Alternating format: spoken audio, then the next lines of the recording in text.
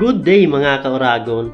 Ngayong araw na to ay samahan nyo kong mamili ng kalakal dito sa junk shop dahil may project po tayong kulong-kulong.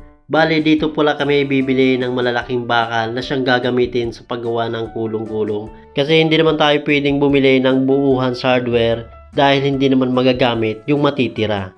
At ayan nga ay may pinakita sa akin si Jacob na pwede daw namin magamit sa paggawa ng kulong-kulong. Ayan, nakompleto na yung mga bakal na ating gagamitin kaya itinitimbang na to upang aming mabayaran. At yan, umulan pa kaya magpapatila muna kami ng ulan at bibili na din kami ng mulye na siyang gagamitin sa side wheel.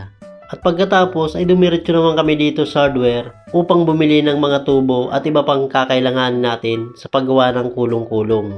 Shout out sa mga masisipag na empleyado ng Nuwa Hardware. Ayan, ilinilista na ni ate yung mga materyales na aming binibili. At dito nga ay sinamahan na kami ni ate sa lalagyan ng mga tornilyo dahil hindi niya alam kung magkano yung presyo nun at hindi din namin alam kung saan banda yung presyo nun kasi nakahalo-halo na siya. Ayun, at nakuha din yung tamang presyo niya kaya sa puntong ito ay binabayaran ko na yung mga materyales na aming binibili.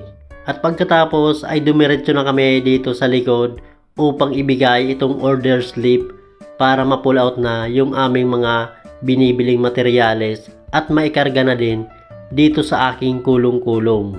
Ayan, all goods na kaya abangan nyo mga ka-Oragon yung part 2 ng ating paggawa ng kulong-kulong. Maraming salamat na naman sa panunood.